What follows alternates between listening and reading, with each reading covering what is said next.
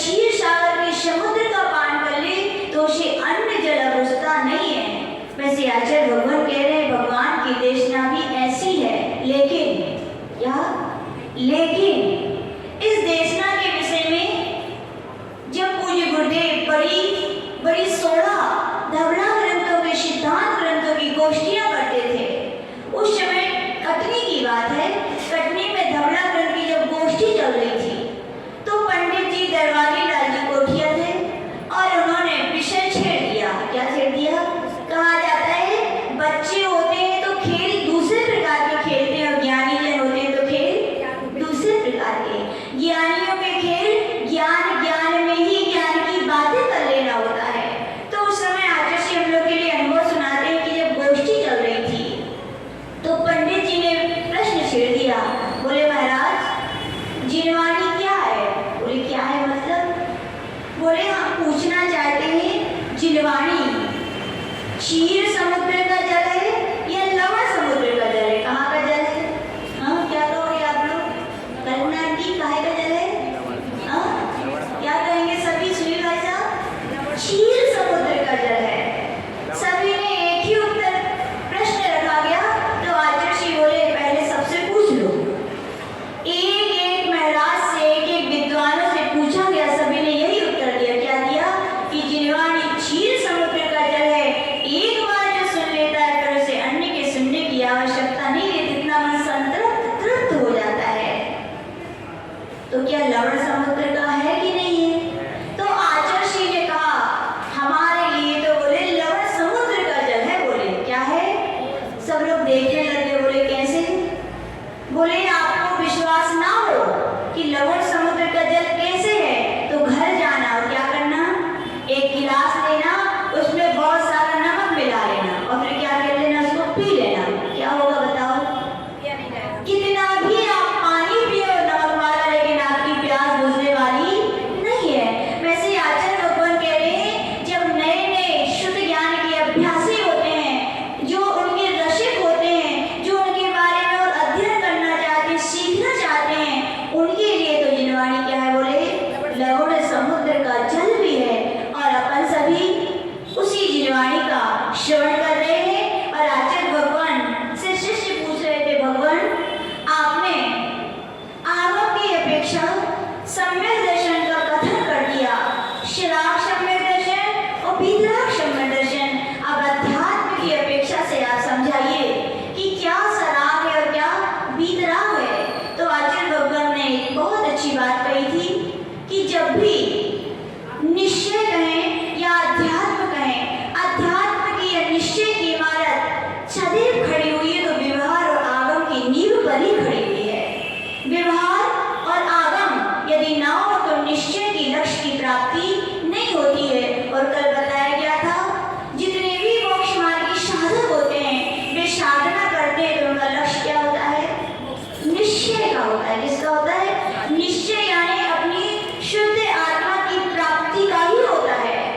बस इतना है कि जब प्राप्त नहीं कर पाते तो वे व्यवहार की साधना को क्या करते हैं। और कल ये भी बात चल रही थी कि जिनकी निश्चय की साधना का लक्ष्य होता है उनके व्यवहार चारित्र में कितनी भी आपत्ति आए, कितनी भी विपत्ति आए, कितनी भी कष्ट आए, कितनी भी परेशानी आए, लेकिन वे उनको समता से सह लेते हैं। उनको वे कष्ट महसूस नहीं होते। क्यों नहीं होते? क्योंकि लक्ष्य में क्या बैठा है? निज आत्मा। निज आत्मा और निज आत्मा का वैभव, उस वैभव में एक वैभव का नाम है अनंत वीर। वो साधक जानते हैं हमारी आत्मा में कितनी शक्ति है? अनंत शक्ति है। जब हम 33 साल 7वें नरक की नरकों में रहकर के कष्ट सह सकते हैं, जहाँ एक बूंद ना पानी है ना एक अनाज का दाना है, जब वहाँ की भूख प्यास की वेदना को सह सकते हैं, जब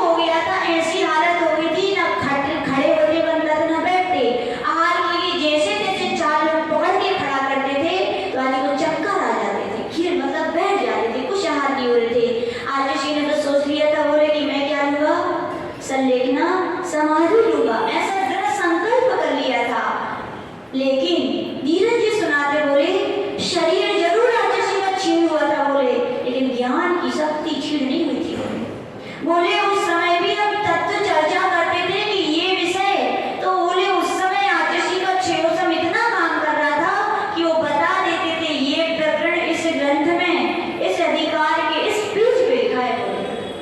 और हम लोग कभी कभी अनुभव करते ना, हम लोग का श्वास खराब हो गया, यदि लंबा खराब हो जाए तो ऐसा लगता है प्रतिक्रमण कोई सुना देता तो अच्छा था क्या, ऐसा लगता है विस्मृतियां आने लगती हैं। लेकिन आचार्य का पंडित जी खुद बोलते हैं बोले ऐसी क्षेत्रोपम की स्थिरता बोले इतनी बीमारी में भी क्या थी, क्यों थी बताओ, क्योंकि आत्मशक्ति के वैभव में श्रद्धा थी, निश्चय का लक्ष्य था।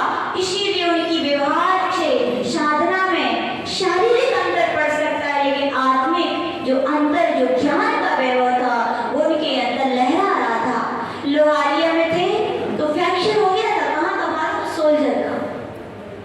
डॉक्टर ने कहा पलिस्तर बनेगा, लेकिन सच्चे संत चर्या से समझौता नहीं करते, बोले नहीं पलिस्तर तो हम नहीं बनवाएंगे। तो डॉक्टर बोले ठीक कैसे होगा महाराज, सोल्जर का है, आपको हाथ आहार भी कर रहे, सब कुछ हाथ ही तो है बोले, बिना कैसे चलेगा। तो आचार्य बोले कुछ भी हो जाए हम पलिस्तर नहीं बनवाए। तो मालूम है बोले की भट्टी होती है उनको मोड़ करके उसका पलिस्तर बनाया गया था, और इतना टाइट था जब आचार्य को मतलब थोड़ी देर के पहनते थे उसके बाद आहार के टाइम उतरता था पूरी पीठ लाल रहती थी, यानी कितना मतलब छूता होगा वो। लेकिन कैसे सह लेते थे सब, केवल आत्मबल, एक निश्चय की साधना का लक्ष्य के कारण। और पता है आहार मुश्किल से, अब देखो आहार करो चाहे ऊपर हाथ ले जाओ चाहे नीचे जाओ सोल्जर, और आपको पता है थोड़ा सा भी फ्रैक्चर हो कितनी वेदना होती है, असहनीय वेदना होती है। उस असहनीय वेदना को भी आचार्य हंसते मुस्कुराते हुए समता से सह लेते थे, और 10 मिनट में आहार हो जाते थे। क्या आहार होते थे, लिक्विड, क्या होता होगा, कुछ नहीं होता होगा। और उस समय भी पता है आचार्य हम लोग की क्लास बंद नहीं की थी, हम लोग ने कहा आचार्य आपको बहुत तकलीफ है आप क्लास मत बढ़ाइए। तो बोले नहीं, बोले अभी तो बोले स्वाध्याय चलता था, बोले कल से किसकी क्लास चलेगी, बोले कल से न्याय दीपिका की क्लास चलेगी और देवागम की क्लास पड़ेगी। क्या चलेगी, देवागम और न्याय दीपिका। तो आचार्य जी ने कहा आचार्य सरल विषय लो नहीं, हम लोग आपको पढ़ के सुना सकें। बोले नहीं, बोले आप लोग पढ़ के सुनाएंगे तो मेरा उपयोग स्थिर नहीं होगा, और मैं जितना कठिन विषय लूंगा उतना मेरा उपयोग उसमें लगेगा, उसका फायदा होगा कि मेरा वेदना की और मेरा उपयोग नहीं जाएगा। उस समय भी आचार्य देवागम के श्लोक की गाथाएं अब लेटे लेटे तो कैसे पढ़े, तो मालूम क्या किया था, महाराज ने पैर में लिख दिया था और एक रस्सी बांधी थी वहां, उस पर पैर टांग दिया था, और आचार्य जी उसको देख देख करके पढ़ लेते थे, याद करते थे। और हम लोग के बोलते देखो ठीक है कि नहीं है, और न्याय दीपिका के इतने सूक्ष्म सूक्ष्म बातें निकालते थे, मतलब क्या कि मेरा उपयोग की क्या रहे, स्थिरता रहे, उपयोग अशुभ में ना जाए, उपयोग आर्थ ध्यान वेदना चिंतन में ना चला जाए। कैसे क्या होते हैं सच्चे साधक की इतनी वेदना हो जाने पर भी अपनी चर्या से व्यवहार चर्या में शिथिलता नहीं लाते। क्यों नहीं लाते, निश्चय का लक्ष्य झूल रहा है। पैर में फ्रैक्चर हुआ तो भी पलस्तर नहीं बनवाया, और पता है कितना लंबा हम लोग को जाना था, बहुत लंबा, पंचकल्याण चमलेश्वर के लिए।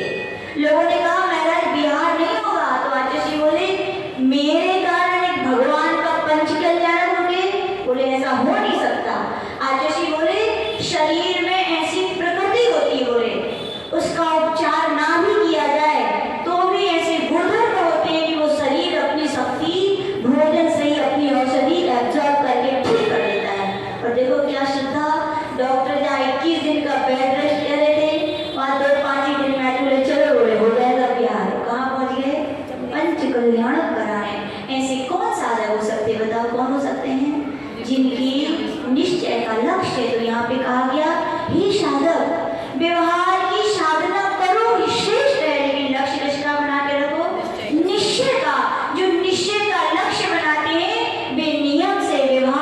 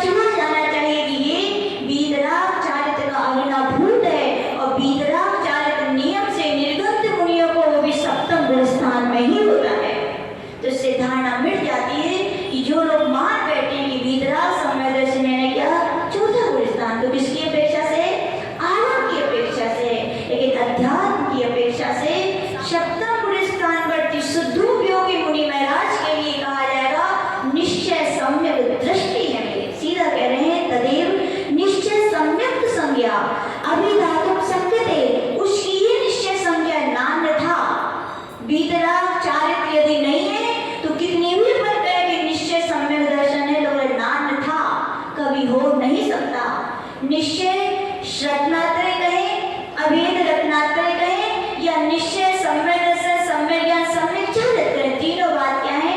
एकार्थवाची है। उदाहरण अपन ने बताया था, एक गन्ना लिया, इसमें कितने पोर थे? 3 पोर थे। मान लीजिए गन्ना है, इसके 3 पोर हैं, 1 2, मतलब पहला, दूसरा और तीसरा। ये निश्चय सम्यक दर्शन है, ये निश्चय सम्यक ज्ञान और निश्चय सम्यक चारित्र है। तीनों की एकता का नाम। यहाँ से अपन ने सम्यक दर्शन को उठाने की कोशिश की, तो बताओ क्या हुआ? सम्यक ज्ञान और सम्यक चारित्र एक साथ आए। सम्यक ज्ञान को पकड़ा तो सम्यक दर्शन भी आया, सम्यक चारित्र भी आया। सम्यक चारित्र को पकड़ा तो सम्यक ज्ञान भी आया, सम्यक दर्शन भी। यानी तीनों जब एक साथ अविनाभाव रूप से होते हैं तब उसकी निश्चय रत्नात्रय या अभेद रत्नात्रय संज्ञा है। और तो आचार्य ने जो हम लोगों के लिए वृद्ध प्रसंग की टीका बहुत अच्छे से पढ़ाई थी, और इतने अच्छे से पढ़ाई थी उसके उदाहरण आज भी याद है। तो आचार्य ने वहां पर ब्रह्मदेव सूरी ने बहुत सुंदर उदाहरण दिया था, निश्चय रत्नात्रय यानी क्या? तो वहां पे लिखा है ठंडाई। किसका? ठंडाई। कैसे बनती है ठंडाई? अपन तो इतना खाली मेवा एक चीज है, एक ही माने मेवा को, यानी कि ड्राई फ्रूट्स एक पैकेट में एक, और दूसरा शक्कर और तीसरा पानी, तीनों मिला दिए क्या बन रही? अब हम कहें हमें पानी चाहिए, तो बताओ पानी को यदि पकड़ने की कोशिश करेंगे तो आएगा पानी अकेला? क्या आएगा? सब कुछ आएगा, शक्कर भी आएगी और ड्राई फ्रूट्स भी आएंगे। और हम कहें तो ड्राई फ्रूट्स अकेले का स्पर्श करना है तो क्या हो पाएगा? बाकी दोनों आएंगे। तो तीनों का युगपत बना है जो, उसका नाम क्या है? ठंडाई है। वैसे यहाँ कह रहे हैं निश्चय सम्यक दर्शन, निश्चय सम्यक ज्ञान, निश्चय सम्यक चारित्र, तीनों क्या है? अविनाभावी होते हैं, यानी एक के होने पर दोनों नियम से होते हैं। इसका नाम है अध्यात्म से क्या? वीतराग सम्यक दर्शन। और समझिए इसके लिए वहां पर आचार्य ब्रह्मदेव शौरी ने, आचार्य ने बताया था, वह शंका समाधान करते हैं। कभी कभी लगता है कितने महान आचार्यगण होते हैं, पहले से उनको पता होता है लोगों के अंदर क्या प्रश्न आ सकते हैं, अपने आप प्रश्न करते और अपने आप समाधान कर देते हैं। वहां पर ब्रह्मदेव शौरी ने प्रश्न किया कि वो भगवान, सम्यक दर्शन तो सम्यक दर्शन शुभ परिणति है, उसमें शराब बना और वीतराग बना क्यों कहा? क्यों कहा? पात्र की अपेक्षा से, किसकी अपेक्षा से? जैसे जल तो जल है, हम कई बार बता चुके हैं, जैसे नीम के पेड़ में जाता है तो कड़वा हो जाता है और ईख के पेड़ में जाता है तो मीठा हो जाता है, वैसे सम्यक दर्शन तो सम्यक दर्शन है। जब राग से सहित चतुर्थ और पंचम और षष्ठम गुण स्थानवर्ती जीव उसे धारण करते हैं तो सराग सम्यक दर्शन कहलाता है। और उसे ही कौन धारण करते हैं? सप्तम गुण स्थानवर्ती जीव धारण करते हैं तो क्या कहलाता है? वीतराग सम्यक दर्शन। फिर प्रश्न कर दिया, वो भगवान वीतराग सम्यक दर्शन क्यों कहा आपने? बहुत अच्छा उदाहरण दिया, बच्चों की तरह समझा रहे हैं। उनकी टीका सबसे सरल लगी, किनकी? हमें ब्रह्मदेव सूरी की। यानी अध्यात्म के ग्रंथों में प्रवेश करना है तो आचार्य बोलो उसमें भी क्रम है। जैसे तत्वासूत्र में प्रवेश करने के लिए तत्वासूत्र पढ़ो, फिर सर्वार्थ सिद्धि पढ़ो, फिर राजवार्तिक पढ़ो, फिर श्लोक वार्तिक पढ़ो। ऐसे ही अध्यात्म में भी कहा गया प्रवेश के लिए सर्वप्रथम टीका पढ़ो, तो किसकी पढ़ो? बृहद प्रसंग की टीका पढ़ो ब्रह्मदेव सूरी की।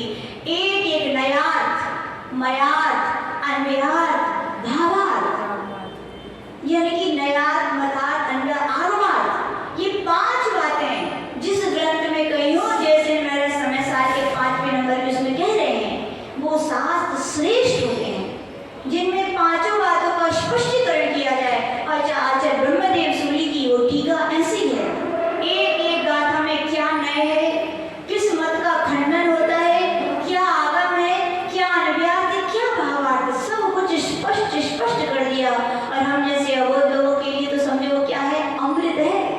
यानी कि अध्यात्म की क्लास में प्रवेश करने की कुंजी अपन तो ये कहेंगे। वहां पे आचार्य भगवान ने क्या कहा कि वीतराग क्यों जोड़ा सम्यक दर्शन में, तो उन्होंने उदाहरण दिया बहुत अच्छा। बोले 2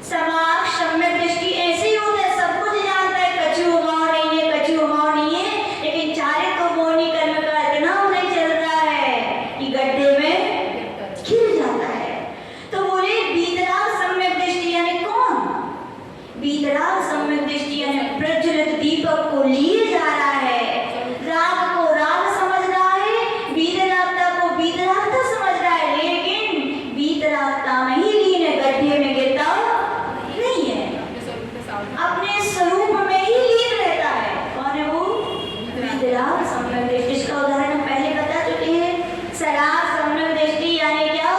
वो सड़ा गला गुटखा खाने वाला व्यक्ति है जो पैकेट पे स्पष्ट लिखा है कि ये स्वास्थ्य के लिए हानिकारक, फिर भी खाया जा रहा है। ऐसी सराग सम्यक दृष्टि है। चारित्र मोहिनी कर्म का उदय है, सब कुछ समझ रहा है, कछु भाव नहीं है, फिर भी छोड़ नहीं पा रहा है। तो कहा गया बंद तो होगा कि नहीं होगा? नियम से होगा, लेकिन कितना बंद होगा? जितने में राग भाव बना है उससे बंद होगा, लेकिन थोड़ा बहुत विरक्ति भाव तो आए श्रद्धा में, उससे क्या होगा? कम बंद भी होगा। लेकिन वीतराग सम्यक दृष्टि का किसके समान है? वो उसका भी उदाहरण दिया गया। उसका उदाहरण दिया गया अपने यहाँ जहर कौन सा सबसे बड़ा होता है? वो पोटेशियम साइनाइड। हाँ, पोटेशियम साइनाइड। सुना है कि नहीं सुना? सुनो मनोज जी, कहा है पोटेशियम साइनाइड? खाने का खाया कभी?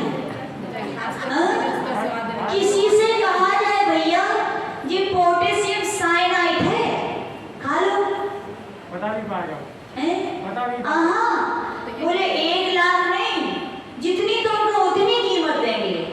खाएगा क्या कोई? क्यों नहीं खाएगा?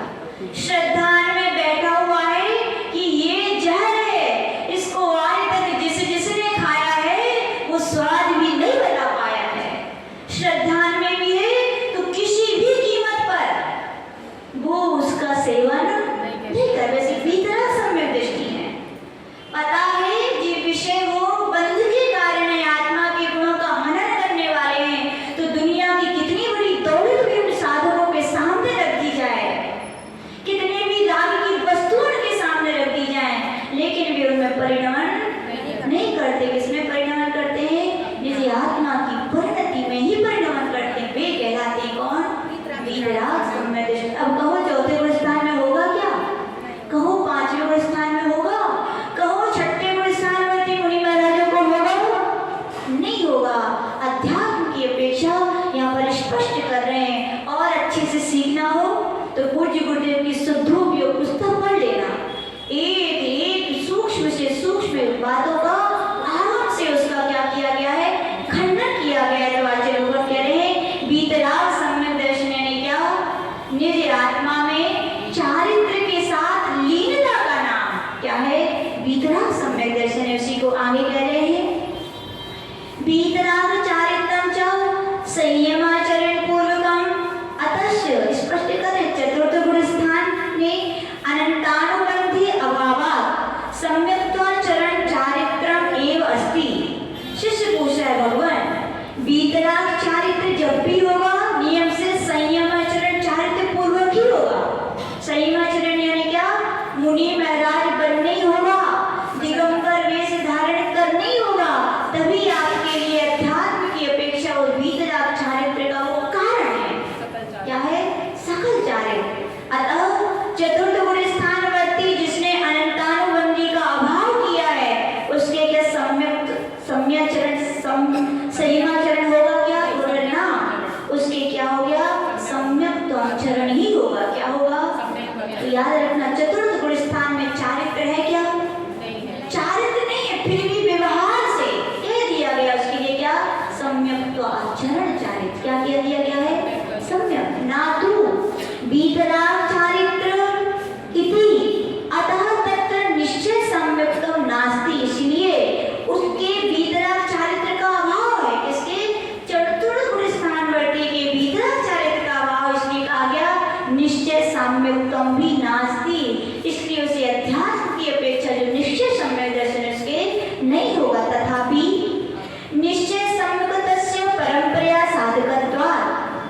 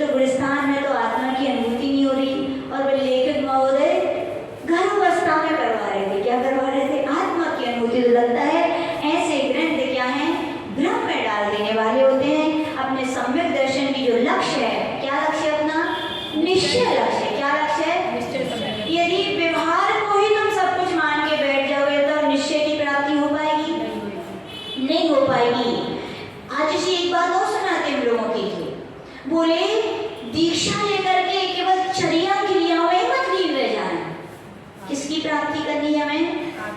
आत्मा की। बोले अपनी क्रियाओं के करने में जितनी एकाग्रता नहीं बनती, जितना अपनत्वपन नहीं आता, जितना आनंद नहीं आता, जितना आत्मा में डूबने पर आता है। आता है कि नहीं?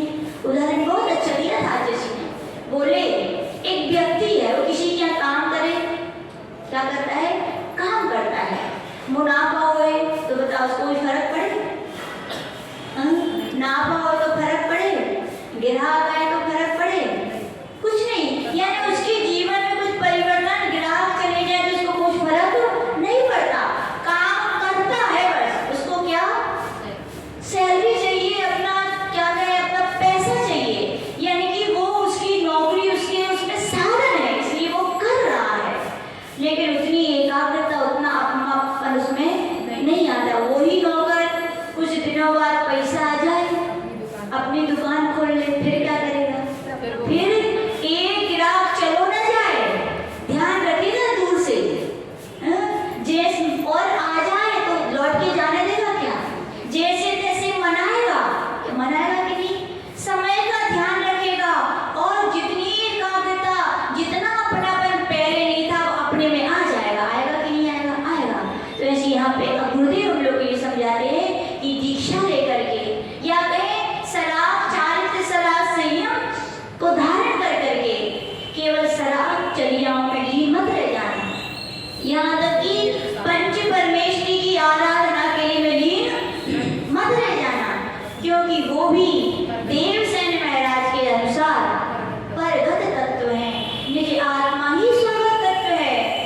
यानी कि पंच परमेश्वरी की आराधना साधन है आपके निश्चय निस्वरूप की प्राप्ति कराने में, लेकिन वो आपकी साध्य नहीं हो सकते।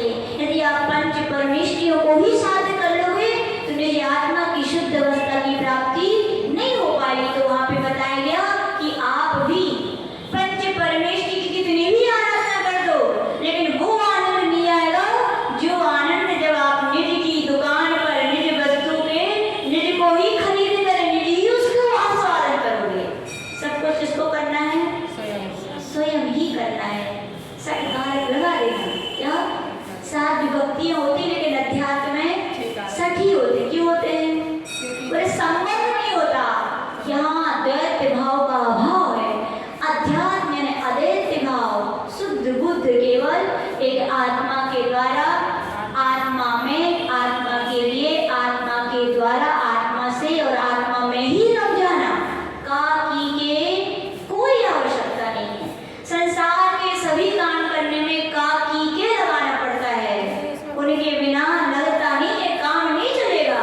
लेकिन अध्यात्म का गया वो साधको किसी पर की आवश्यकता तुमको नहीं है। निज दुकान चला के तो देखो, निज दुकान पे बैठ के तो देखो, एकाग्रता भी बनेगी और अपनापन भी बनेगा, और अपनेपन में जो आनंद आता है वो पर पराये व्यक्ति को कितो अपनों को पता ही है, वे तो जाने ही है। और अपना अपने ही होता है। किसी के धोखे से पड़ोसी के घर में पहुंच जाओ तो कैसा लगेगा? या किसी के यहाँ मेहमानी करने चले जाओ तो कैसा लगेगा?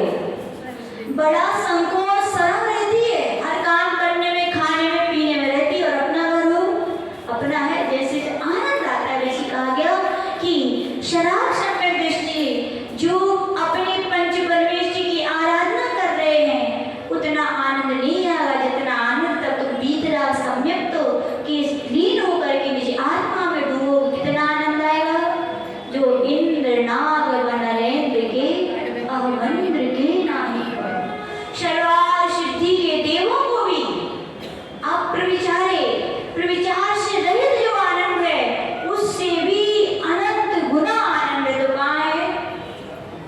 आत्मा में है। विश्वास की नहीं है? किस किसको विश्वास है आत्मा में आनंद है भैया, विश्वास कर लेना। क्यों कर लेना? हमने बताया था, जिन बाह्य होते हैं, जिन वस्तुओं के सुख जिनमें लगा है, तो उनमें नियम से सुख छिपा ही होता है। क्या होता है? आत्मा में सुख है, इसलिए आत्मा की बातें सुनने में क्या आता है? आता है कि नहीं आता है? अवश्य आता है। लेकिन किनको आएगा? जिनको निश्चय का लक्ष्य है, उनको नहीं समझ में भी आएगा तो भी वे समझने की कोशिश करेंगे।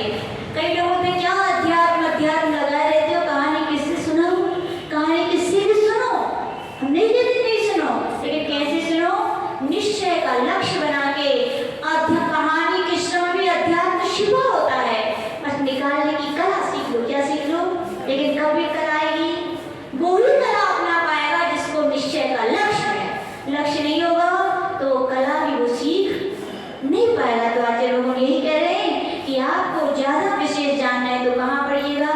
शुद्धोपयोग सम्यक दर्शन की युक्ति थी। बड़े बड़े विद्वानों के इस मिथ्या अभिप्राय का मर्दन करने वाली हैं और उनकी समीक्षाएं पढ़े तो आनंद आता है। बड़े बड़े विद्वान ने लिख दिया कि महाराज पूरा जिंदगी बीत गई इसी मिथ्या कल्पना को करते करते, लेकिन आज बोले सम्यक का सूर उदित हुआ है। बोले स्मृति को पढ़ के, किसको पढ़ करके? स्मृति को पढ़ करके। सही बात है, एक भी सत्य यदि मिथ्या श्रद्धा में तो क्या है? सारा आगम का ज्ञान मिथ्या ही है। तो वहाँ पे बहुत सुंदर सुंदर विद्वानों ने अपनी अभिव्यक्तियां लिखी हैं। तो आज ये लोग कह रहे हैं कि ऐसा क्या करें? वितराग सम्यक दर्शन का लक्ष्य बनाकर सराग सम्यक दर्शन के साथ क्या उसकी साधना अवश्य करें। आगे कह रहे हैं अध्यात्म शास्त्रीय दृष्टिया मिथ्यात्वजनित विपरीताभिनिवेश रहितम जीवादि पदार्थ विषयकम श्रद्धानम व्यवहार सम्यक्तम। बोल रहे हैं कि व्यवहार सम्यक दर्शन क्या है? तो कह रहे हैं मिथ्यात्व के उदय से जनित जो विपरीत अभिनिवेश अपनी यानी विपरीत अभिप्राय अपने अंदर आया। विपरीत अभिप्राय यानी क्या? शरीर को जो अपना नहीं उसको अपना मानना, इसका नाम क्या है? विपरीत अभिप्राय या अभिनिवेश कह रहे हैं यहाँ पे। यानी कि जीव आदि पदार्थ विषय जो श्रद्धा है और इसको समझना है तो 6 ढाल की दूसरी ढाल पढ़ लो।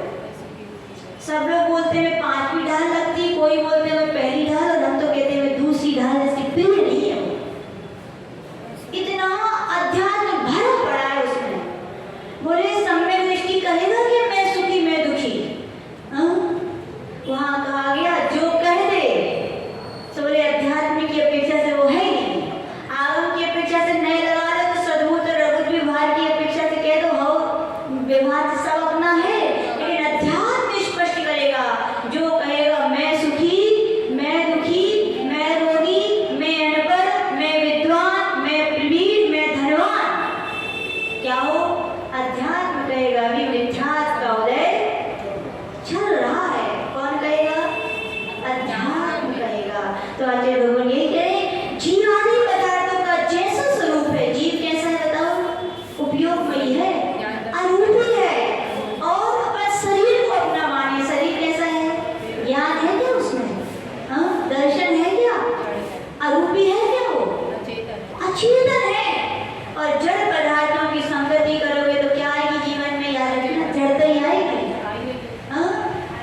जड़ता बनी रहेगी, ज्ञान का सद्भाव नहीं हो पाएगा। तो आचार्य भगवान कह रहे हैं जो जड़ता से जो अचेतन पदार्थों में जो अपना संबंध मान बैठे हो, जानते तो हो साथ रहने वालों कछु नहीं है, सब जानते हो, लेकिन मन में अभिप्राय अभी निश्चय नहीं है। क्या नहीं है? निर्णय नहीं है अभी सही। निर्णय हो जाए तो फिर क्या हो जाए? फिर तो एक पुत्र का वियोग हो जाए, दुख होगा क्या? वो तो यही कहेंगे एक मेहमान आया था, कुछ समय तक रहा और फिर चला गया। कौन कहेगा? सम्यक दृष्टि अध्यात्म की अपेक्षा जो बैठा है वो यूं ही कहेगा। और आपको पता है ब्रह्म गुलाल मुनि महाराज की कहानी कैसे बने थे? वो ब्रह्म गुलाल यूं ही तो बने थे, बहुरूपिया थे, बहुत सारे रूप बनाते थे। और इसकी जब चर्चा राजमहल में स्थित राजा के पुत्र राजकुमार को पता चली तो क्या भावना हो गई? मुझे तो शेर देखना है, वो भी कैसा से दहाड़ता हुआ चेतन अवस्था का। बहुत समझाया किसने? ब्रह्म गुलाल ने कि ऐसा ना करवाएं, लेकिन नहीं माने। बोले तुम्हें आता नहीं इसलिए तुम ऐसा कह रहे हो। चढ़ा दिया खजूर को, खजूर पे वो चढ़ गए वे। बोले नहीं मैं करके वो दिखा दिया। क्या बन गए? वो शेर बन गए। लेकिन ब्रह्म गुलाल ने अभयदान मांगा था। क्या मांगा था? एक खून मां। अभय उनके लिए कहा गया था ठीक। और योग देखो शेर जब वे ब्रह्म गुलाल बने तो फिर क्या हुआ? उन्होंने अपना रूप नहीं दिखाया। शेर शांत बैठा था तो राजकुमार क्या बोला? गीदड़ की तरह बैठा है, बोले असली थोड़ी है। तो उन्होंने कहा अच्छा तो दिखा दिया असली। तो क्या किया? बस अक्षर कर गया। सारी सभा शोकमय हो गई। और जिसका इकलौता पुत्र हो उसका तो फिर कहने क्या। बहुत शोक में डूबे थे वो राजन। क्या किया जाए, मंत्रियों ने उपाय निकाला। किसने उपाय निकाला? मंत्रियों ने उपाय निकाला कि जिस ब्रह्म गुलाल के निमित्त से शोक हो सकता है तो शोक को दूर भी करेंगे तो कौन करेंगे? और ऐसी वाणी मुनि महाराजों की हो सकती है। क्या होती है? शोक को हरने वाली, भ्रम रोग को हरने वाली जिनेंद्र वाणी ही है ऐसी। कौन सुनाएगा? तो बोले मुनि महाराज ही सुनाएंगे, जिसका अपना अपना प्रभाव रहता है। एक आम व्यक्ति समझाए और एक उसमें रचा बचा हुआ, एक कथनी वाला समझाए और एक कथनी कभी दोनों वाला समझाए। क्या होता है? बहुत बड़ा अंतर आता है। तो कहा गया हम जैसे तो शोक में डूबे हुए कितना भी राजन को समझाएंगे उनको समझ में आने वाली नहीं है। तो कौन समझाए? जो शोक से अशोक की यात्रा करने वाले हैं, ऐसे निर्गंत वेश को धारण करने वाले कोई मुनि महाराज ही समझाएं। इससे कहा गया ब्रह्म गुलाल से। चिंतन में पड़ गए। विद्वान तो थे, ऐसी वैसी थोड़ी थे, चिंतनशील थे। उन्होंने कहा समय चाहिए। क्या चाहिए? समय चाहिए। और 7 दिन का समय मांगा, मन अभ्यास करने के लिए नहीं, मन को दृढ़ बनाने के लिए। आज जी कहते जब भी इस पथ पर निकलना, कुछ साथ हुए ना हो कोई बात नहीं, कि दृढ़ संकल्प बना के निकलना। क्या बना के निकलना? दृढ़ संकल्प। यानी क्या? हम लोग जब दीक्षा लेने जाते हैं तो मम्मी पापा तो आपको पता ही है, बहुत पुण्य आत्मा होते हैं जिनकी एक बार में कहते हो बेटा बेटी जाओ, बड़े बड़े पापड़ बेलने पड़ते हैं। और कभी कभी लगता है ऐसे ऐसे शब्द मुंह से निकल जाते हैं, हम लोग याद करते हैं तो कैसे निकल रहे इतने कठोर शब्दों के प्रति। मतलब ऐसे ऐसे शब्द निकल जाते, काहे पैदा करो, पता नहीं क्या क्या गुस्से में बोल जाते हैं मम्मी पापा से। और वो भी अपन पापा मम्मी बोलती थी पापा शेर है तो बोलते थे हम सवा से बनेंगे लेकिन जाएंगे। क्या बोलते थे? जाके रहेंगे। तो मम्मी मालूम क्या बोली एक दिन? बोले जा तो रही हो, तुमने इतना ही कहा, उसकी आगे की लाइन हमने पूरी कर दी। उनकी मम्मी मर जाएंगे लेकिन तुम्हारी दहली पे नहीं आएंगे। हाँ, बोलना पड़ता है ऐसा। कभी कभी लगता है कहाँ से मतलब उस समय बैराग का क्या कहे, क्या रंग चढ़ता है, क्या घटना रहती है। हाँ, जुनून कहे एक प्रकार का, भूत सवार हो जाता है। हम तो कहते हैं कि ऐसा लगता है जैसे भी निकलना है तो कह के आते हैं। क्या? दृढ़ संकल्प चाहिए। बाकी मोक्ष मार्ग पे कहा जाए कुछ नहीं चाहिए, एक दृढ़ संकल्प चाहिए, दूसरी गुरु पे श्रद्धा चाहिए। गुरु जो कहते जाएं बस करते जाओ तो एक भाव क्या मोक्ष भी पहुंच जाओ। जब दिक्कतें आने वाली नहीं है।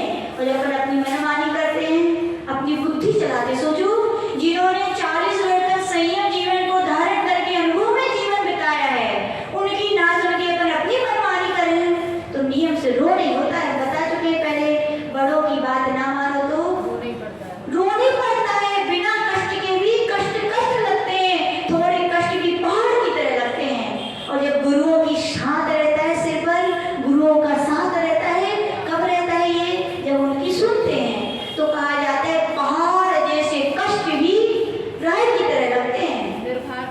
हाँ, कि गुरुदेव चिंता करने वाले तो हैं, हमें क्या चिंता करनी। बॉम्बे में हम लोग का बहुत तबीयत खराब हुई थी, 107 डिग्री बुखार था, बेहोश हो गए थे। आचुषी को खबर पड़ी तो आचुषी ने मालूम है 1 बजे तो दोपहर के, डॉक्टर ने जब बताया बहुत बीमार, ऐसे लग रहा था बस अंतिम घड़ी चल रही है, मतलब ऐसे लगता था। आचुषी को पता चला इतना तेज बुखार है। आचुषी ने तुरंत जाप करने बैठ गए और जाप जैसे उन्होंने की, मंत्र का हम पहले ही बता चुके हैं, अचिंत्य प्रभाव और पात्र के ऊपर महाव्रती और इतने महान गुरुदेव करें तो क्या हो सकता है? कुछ नहीं हो सकता है। बोले हमें होश आ गया। और आचुषी को हमें, हम लोग की आदत है कुछ हो जाता है तो आचुषी के पास ले जाओ, आधी बीमारी दूर हो जाती है। तो हमने क्या कहा, तो आचुषी के पास ले चलो। हम आहार करने गए तो वहाँ बुखार आ गया, क्योंकि मलेरिया के बुखार का कोई टाइम फिक्स नहीं होता कब आ जाए।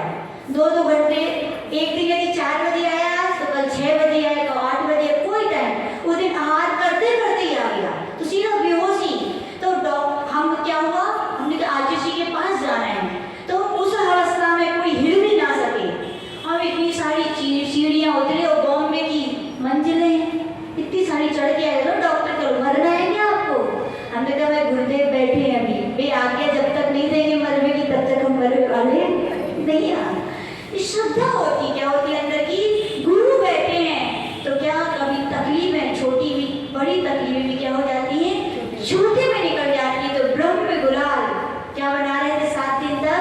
दृढ़ता की बात चल रही है। किसकी बात चल रही है? मोक्ष मार्ग पे देख लो क्या बना के चलो, दृढ़ता। फिर भूल मिले या सूल, ये तुम्हारा भाग्य है। मोक्ष मार्ग में तो भूल ही भूल है हम तो कहते हैं, लेकिन क्या है वे? दृढ़ता हो तो भूल है। बाकी तो आचार्य कहते मोक्ष मार्ग है कंकटाकीर्ण और संकटाकीर्ण। चलो कैसे चलो? समता से और साधना से। जब लोग पहली बार आचार्य के पास गए थे, आचार्य से कहा था आचार्य कुछ बोलिए, यही आज तक दिमाग में रखते क्या? मोक्ष मार्ग है क्या है? संकटाकीर्ण और कंकटाकीर्ण। बाहर के कंकड़ तो बहुत कम मिलेंगे, लेकिन भावों के उतार चढ़ाव के कंकड़ ज्यादा मिलेंगे। संभालना उनको है। संकट बाहर के कम होंगे, परिणति के उतार चढ़ाव के संकट ज्यादा, उन पे चलना समता से और साधना से। साधना तो करना, लेकिन कैसी करना? समता के साथ करना। तो ब्रह्म गुलाल ने भी याद रखना, इसलिए तैयारी नहीं की थी सोच ले कि हम एकासन कर पाएंगे कि नहीं कर पाएंगे। अरे कहा करना, कहा जाता है तालाब में कूद पड़ो, तैरना अपने आप आने लगा था। बताओ, लोग कई लोग बोलते हैं तैयारी कर लें, एक दो साल प्रैक्टिस कर लें। तो एक महाराज कहते हैं, उनकी सुनी थी, जो महाराज कहते हैं शादी करते तो प्रैक्टिस करते हो क्या सब? हमने हमारे आचार्य से किसी महाराज के शब्द हैं ये, उन्होंने ऐसे किताब करते हो तो प्रैक्टिस नहीं करते ना। बोले मोक्ष मार्ग में ऐसी क्या? कूद पड़ो। क्या पढ़ो? अपने आप हाथ पैर अवश्य चलेंगे, लेकिन कब चलेंगे? जब मन में निश्चय का लक्ष्य होगा और आत्म दृढ़ता होगी। फिर तो कहा जाता है अब ओगली में सिर दिया है तो फिर मूसलों से क्या डरना। कर्म तो कर्म है, आएंगे कि नहीं आएंगे? जो बांधे हैं नियम से आएंगे। दीक्षा नहीं भी लोगे तो क्या नहीं आएंगे? अवश्य आएंगे। और दीक्षा लोगे तो भी आएंगे। जब सहने हैं तो मोक्ष मार्ग में समता से सहो, साधना से सहो, निश्चय के लक्ष्य के साथ हो तो वे कष्ट भी कष्ट नहीं लगेंगे। तो ब्रह्म गुलाल ने 7 दिन का समय मांगा और क्या बन गए थे? 7 दिन आए और क्या बन गए? मुनि वेश। कितना मनोहर लगता है कि नहीं? हमें तो बड़ा पता नहीं, देखने से ही, सोचने से, चिंतन करने से आनंद आता है। और जब आचार्य जब निश्चय सम्यक्त की शुद्धोपयोग की चर्चा सुनाते हैं ना कि ऐसे महाराज होते हैं ऐसे, तो कभी कभी अपने को गिलानी भी होती है, कहाँ फंस गए, ऐसे लगता कहाँ फंस गए स्थिति पर्याय में। कौन से दिन आए तो हम भी क्या बने?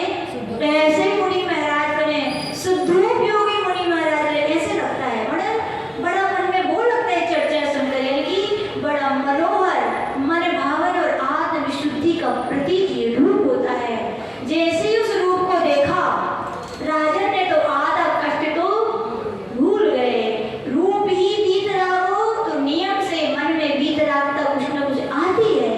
और जैसे ही उनने क्या दिया? उपदेश दिया। किसके लिए?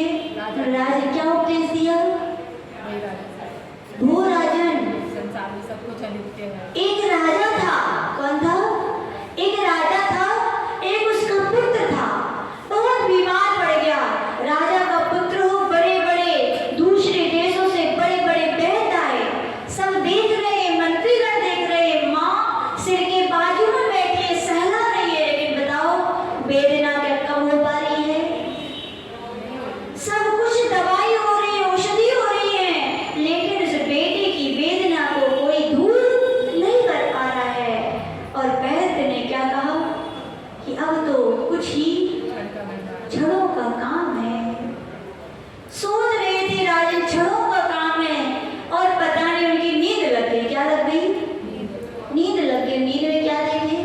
नींद में देख रहे मैं बहुत बड़ा सम्राट हूँ। अभी तो क्या सोच रहे थे? एक राजन हूँ, एक बहुत बड़ा सम्राट हूँ, और मेरे एक नहीं अनेकों पुत्र हैं। मान लीजिए सगर चक्रवर्ती, मान लीजिए कितने? 60,000 पुत्र हैं। और शुक्र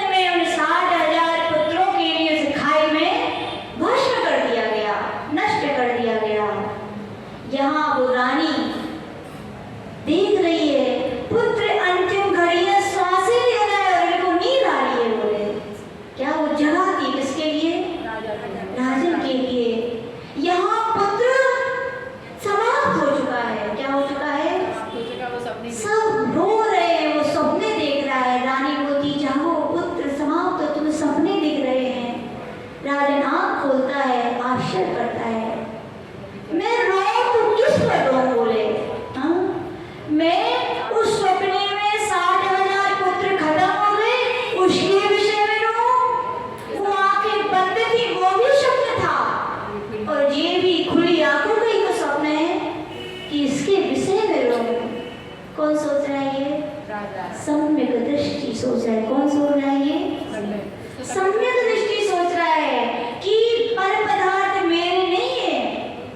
मैं सुखी दुखी चल रहा है ना, अचेतन पदार्थ जब शरीर मेरा नहीं है तो शरीर से संबंध रखने वाले भी मेरे। कौन कहेगा रे?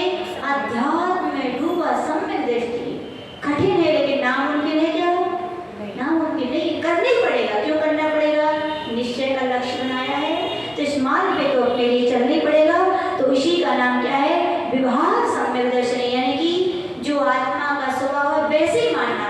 इसको और अपन आगे लगेगी, उसमें लिखा है जीवादि पदार्थ। अभी तो जीव का समझाया, अजीव में भी अपन कैसी विपरीत बुद्धि रखते हैं, आश्रम तत्व में कैसे रखते हैं, संबर निर्जला बंध में कैसे हमें रखनी चाहिए और हम कैसी नहीं रखते हैं। बहुत अच्छे विषय हैं, इनको अपन आगे सीखेंगे। जो बोले परम पूज्य गुरुदेव श्री विराट सागर जी महाराज जी